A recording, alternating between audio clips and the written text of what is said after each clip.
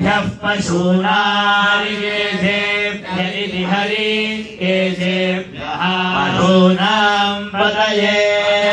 नमः नमो नमः सस्मिञ्जराय त्विषीमते त्विषीमत इति त्विषीमते पदये नमः नमो बभ्रुषाय विद्याधिने नानाव्याधिन इति व्याधिने अन्नानां पदये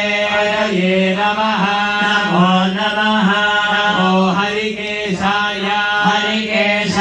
हरिकेशायोपवीतिने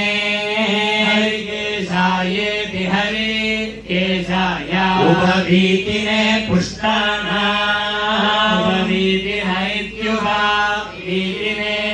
पुष्टानां पदये नमः नमो नमः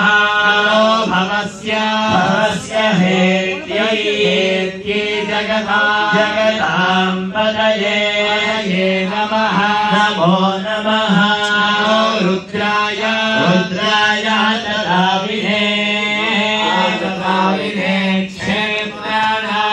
क्षेत्राणाविन इत्या तदाविने पदये नमः नमो नमः सूताय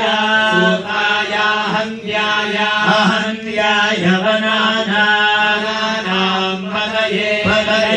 नमः नमो नमः नमो रोहिताय स्थवदये वृक्षाणां पदये नमः नमो नमः नमो भद्रिणे वाणिजाय गच्छानां पदये नमः नमो नमः नमो भुवन्तये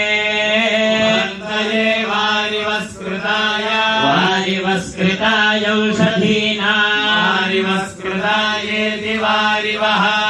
कृताय औषधीनां पदये नमः नमो नमः उच्चैर्घोषाय क्रन्दयते उच्चैर्घोषायेत्युच्चैः घोषाय क्रन्दयते पत्नीना क्रन्दयत इत्या